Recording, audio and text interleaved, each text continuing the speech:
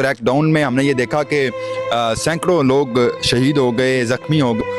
Punjab police की जानब से और रेंजर्स की जानब से, FC एहलकारों की जानब से उनको रोकने की कोशिश की गई। हमारे जो कारकुनान को आपने ज़ख्मी किया है, शहीद किया है, उनकी लाशें उनकी वुरसत तक पहुंचाई जाएं और जिनको आपने गिरफ्तार किया है उनको रिहा किया जाए। पहले खबर आई कि उन पर गोलियां लगीं और 3 गोलियां लगीं, लेकिन फिर आहिस्ता आहिस्ता जब इस खबर की तस्दीक होती गई तो पता चला कि 3 गोलियां नहीं बल्कि अमीर हैं साद हुसैन रिजवी साहब, वो उस क्रैकडाउन के फ़ौरन बाद ही लापता हो जाते हैं। मजहबी जमात के कायदीन का के एक पुरअमन प्रोटेस्ट था और लाहौर से लॉन्ग मार्च की शक्ल इख्तियार करके ये फैज़ाबाद के मुकाम तक आना था और फिर आगे रेड जोन में जाकर अमेरिकन एम्बेसी तक इन्होंने अपना एक प्रोटेस्ट रिकॉर्ड करवाना था। और फिर कि फ़लस्तीन के जो मुसलमान हैं उनसे इज़हार यकजहती के लिए, तो जब उन्होंने अपना प्रोटेस्ट लाहौर से शुरू किया तो ये जो एहतजाज है बढ़ता बढ़ता मुरीद के मुकाम तक आ गया।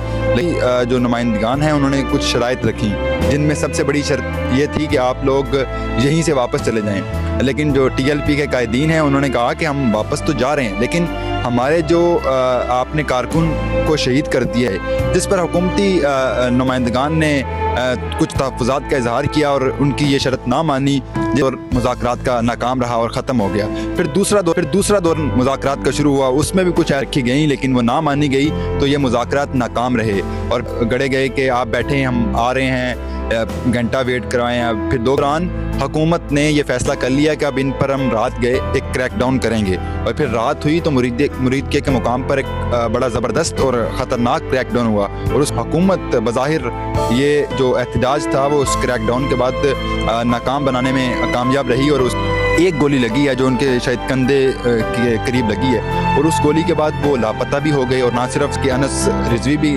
लापता हैं। अस्सलामुअलैकुम नाजरीन, आपका होस्ट समर अब्बास तारड़, आप देख रहे हैं मेरा यूट्यूब और फेसबुक चैनल। नाजरीन, इस वक्त हमारे साथ मौजूद हैं अमीर हमजा साहब जो सीनियर जर्नलिस्ट हैं। उनसे हम जानते हैं कि ये जो TLP का वाक़या हुआ तो इसके बाद के जो खतरात मंडला रहे हैं उन पे उनका क्या तासुर है। अस्सलाम वालेकुम सर, कैसे हैं आप? ठीक है, वालेकुम अस्सलाम, आप कैसे हैं? खैरियत से? अल्हम्दुलिल्लाह। TLP के खतरात मंडला रहे हैं, काफ़ी ज़्यादा प्रेस कॉन्फ्रेंस भी आ रही हैं, DIG तक भी बातें गई हैं, तो उसके बारे में आप क्या कहते हैं? वो क्या हुआ है या किस तरह का वाक़या रोनुमा हुआ? देखें, ये एक मजहबी जमात का एक प्रोटेस्ट था, बकौल मजहबी जमात के कायदीन का के एक पुरअमन प्रोटेस्ट था और लाहौर से लॉन्ग मार्च की शक्ल इख्तियार करके ये फैज़ाबाद के मुकाम तक आना था और फिर आगे रेड जोन में जाकर अमेरिकन एम्बेसी तक इन्होंने अपना एक प्रोटेस्ट रिकॉर्ड करवाना था। और फिर इन पार्टी के जो कायदीन हैं उनकी जानब से कहा गया कि हम एक याददाश्त के तौर पर अमेरिकन एम्बेसी में अपनी याददाश्त जमा करवाना चाहते हैं कि फ़लस्तीन के जो मुसलमान हैं उनसे इज़हार यकजहती के लिए। तो जब उन्होंने अपना प्रोटेस्ट लाहौर से शुरू किया तो पंजाब पुलिस की जानब से और रेंजर्स की जानब से, FC एहलकारों की जानब से उनको रोकने की कोशिश की गई, मुंतशर करने की कोशिश की गई। काफ़ी सारे दोनों के दरमियान झड़पें भी रहीं और फिर खैर ये जो एहतजाज है बढ़ता बढ़ता मुरीद के मुकाम तक आ गया। लेकिन जब मुरीद के मुकाम तक पहुंचा तो TLP के जो कायदीन हैं, जिनमें सबसे बढ़कर TLP के अमीर साद हुसैन रिजवी साहब और हुकूमत के दरमियान मुज़ाकरात भी चलते रहे। ज़राए का यह कहना है कि मुज़ाकरात के 2 दौर चले और जो मजहबी जमात के अमीर हैं इनकी जानब से जब मुज़ाकरात करने के लिए बैठक हुई तो उसमें हुकूमती जो नुमाइंदगान हैं उन्होंने कुछ शराइत रखी, जिनमें सबसे बड़ी शर्त ये थी कि आप लोग यहीं से वापस चले जाएं। लेकिन जो TLP के कायदीन हैं उन्होंने कहा कि हम वापस तो जा रहे हैं, लेकिन हमारे जो आपने कारकुन को शहीद कर दिया है, जो कारकुन आपने ज़ख्मी कर दिया, तो TLP के कायदीन ने ये शर्त रखी कि हम आपकी तमाम शराइत मानते हैं, हम अपना एहतजाज ख़त्म कर देते हैं, लेकिन हमारे जो कारकुनान को आपने ज़ख्मी किया है, शहीद किया है, उनकी लाशें उनकी वुरसत तक पहुंचाई जाएं और जिनको आपने गिरफ़्तार किया है उनको रिहा किया जाए। जिस पर हुकूमती नुमाइंदगान ने कुछ तहफ़्फ़ुज़ात का इजहार किया और उनकी ये शर्त ना मानी, जिससे पहला दौर मुज़ाकरात का नाकाम रहा और ख़त्म हो गया।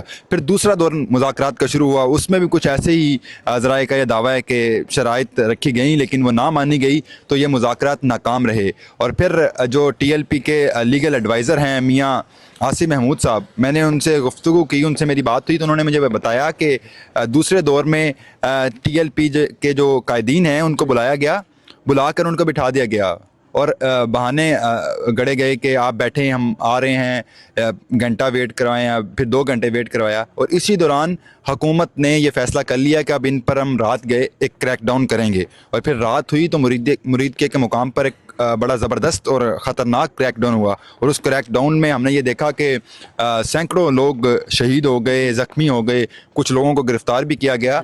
और ना सिर्फ मजहबी जमात के कारकुनान बल्कि जो पंजाब पुलिस के एहलकार थे उनमें भी हमने कुछ देखा कि शहादतें हुई। ख़ासतौर पर एक शेखुपुरा के SHO थे जो शहीद हो गए।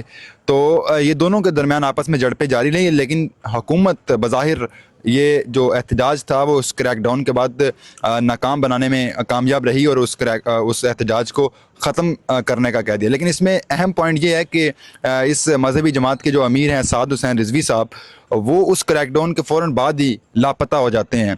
पहले ख़बर आई कि उन पर गोलियां लगीं और 3 गोलियां लगीं, लेकिन फिर आहिस्ता आहिस्ता जब इस खबर की तस्दीक होती गई तो पता चला कि 3 गोलियां नहीं बल्कि एक गोली लगी है जो उनके शायद कंधे के करीब लगी है। और उस गोली के बाद वो लापता भी हो गए। और ना सिर्फ साद हुसैन रिजवी बल्कि अनस रिजवी भी लापता हैं, उनका सुराग न लगाया जा सका। फिर अगले रोज़ हमने ये भी देखा कि खबर आई कि उनका सुराग लगा लिया गया है। जो हमारी एजेंसीज़ हैं, जो पुलिस है, वो उनको ढूंढने की कोशिश कर रही है। चूँकि हुकूमत की जानब से इस सारे सिनेरियो के मुतल्लिक कम व बेश 150 से ज़ायद मुकदमात दर्ज कर लिए गए हैं जो लाहौर के मुख्तलिफ थानों में दर्ज किए गए हैं। और अब तो लाहौर से बाहर निकल कर हम अगर रावलपिंडी इस्लामाबाद की बात करें तो यहाँ पर भी मुकदमात दर्ज हो चुके हैं। आज भी हमने देखा कि इस्लामाबाद पुलिस की जानब से 5 मुकदमे मज़ीद दर्ज किए गए TLP के कारकुनान के ख़िलाफ़। और उनमें सबसे बढ़कर साद हुसैन रिजवी को मेंशन किया गया। और जो इस्लामाबाद में 5 मुकदमात दर्ज किए गए हैं उनमें एक थाना सुंबल, संगजानी और तरनौल में 2 मुकदमात दर्ज किए गए हैं। और एक मुकदमे में 89 अफराद को नामजद किया गया है, एक में 53 अफराद को नामजद किया गया है। और इस तरह और भी काफ़ी लोग हैं। और इस्लामाबाद या रावलपिंडी के जो मजहबी जमात के कारकुनान थे उनकी गिरफ्तारियों का सिलसिला भी जारी रहा। पुलिस की जानब से उनके घरों पर छापे मारे गए, तशद्दुद किया गया और उनको उठाने की कोशिश की गई। और फिर उठाने के बाद वो लापता हो गए, उनका अभी तक को पता न चल सका। जो TLP के कारकुनान हैं, जो उनके चाहने वाले हैं, उनकी जानब से पुरज़ोर मुतालबा किया जा रहा है कि हमारे कायदीन को रिहा किया जाए या पुलिस उनको सामने लेके आए। फिर इस सारे सिनेरियो के बाद एक और अहम पॉइंट ये सामने आया कि TLP के जो लीगल एडवाइज़र हैं मियां आसिम महमूद साहब, उन्होंने एक पटिशन दायर की लाहौर हाई कोर्ट में। अब उस पटिशन की अहम बात यह है कि जो उसका पटिशनर था यानी दरख्वास्त गुजार था वो एक TLP का कारकुन है, शरकपुर का वो रहायशी है। जिस दिन उन्होंने पटिशन दायर की उसी रात यानी सुबह उस पटिशन की पर समाअत होनी थी लाहौर हाई कोर्ट में। और उसी रात ही उस पटिशनर को, उसकी फैमिली को, उसकी बीवी को और उसकी पूरी ख़ानदान को रातों रात उठा लिया जाता है, जिसका अभी तक पता न चल सका। उनकी फैमिली में एक शख्स ऐसा था जो कि अभी गिरफ्तारी उसकी नहीं हुई थी। उसने अपने लीगल एडवाइज़र को या अपने वकील को एक मैसेज भी किया, वॉइस नोट, जो आप सोशल मीडिया पे देख भी रहे होंगे, काफ़ी वायरल है। तो उस मैसेज में उसने ये बताया कि मेरे घर छापा हुआ है और मुझे उठा लिया गया, मेरी पूरी फैमिली को उठा लिया गया। उसके बाद वो बंदा भी गायब हो गया, उसका नंबर भी बंद हो गया और वो भी ना पता चल सका। तो इस तरह करके हुकूमत की जानब से, पुलिस की जानब से, एजेंसियों की जानब से क्रैकडाउन जारी है और TLP के जो कारकुनान हैं उनको उठाए जाने की कोशिश की जा रही है।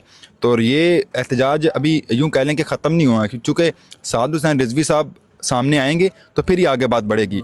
फिर दूसरा ये कि चूँकि वहाँ पर शहादतें तो हुई हैं, लोग ज़ख्मी तो हुए हैं, जो शहादतें हुई हैं उस मुतल्लिक भी मुकदमात दर्ज हुए हैं।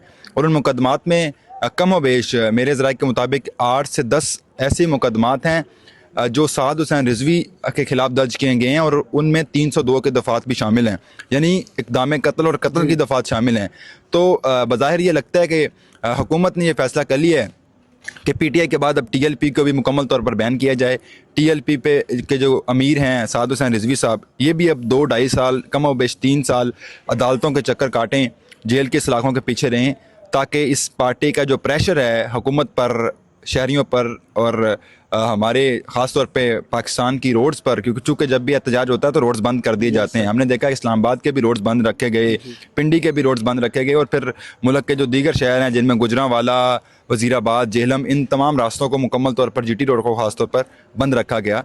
तो ये हुकूमत ने यह फ़ैसला कर लिया है कि अब इस पार्टी पर प्रेशर जो पहले वो दे रहे थे प्रेशर, अब हुकूमत उन पर प्रेशर डालकर इनको बंद करने का फ़ैसला कर लिया है। सर आप ये समझते हैं कि जो एहतजाज है वो पुरअमन तरीके से भी हो सकते हैं, पुरअमन तरीके से भी उनको लेके जाया सकता है, हालांकि कई जगह पे ऐसी सिचुएशन क्रिएट कर दी जाती है, ये भी बंद कर दें वो भी बंद कर दें, तो उन चीज़ों को बंद करके लिए आवाम के लिए भी एक प्रेशर बना दिया जाता है और एक जो एहतजाज के लिए आ रहे होते हैं उनके लिए भी प्रेशर बना दिया जाता है। आप क्या समझते हैं, इन चीज़ों को रुकना चाहिए या इस पर आपका क्या रद्द-ए-अमल है? देखें, पाकिस्तान में अमूमन हमने ये देखा है कि हर जमात ही जब प्रोटेस्ट करती है तो वो यही कहते हैं कि पुरअमन एहतजाज, क्योंकि इस पुरअमन एहतजाज की जो पीछे की कहानी है या पीछे का जो पस मंज़र है वो डिफरेंट होता है। जी। इस प्रोटेस्ट में भी कुछ ऐसे ही हुआ कि पुरअमन एहतजाज का दावा तो किया गया, लेकिन फिर उधर पुलिस के एहलकार भी शहीद हुए, SHO शहीद हो गया और भी काफ़ी एहलकार शहीद हुए।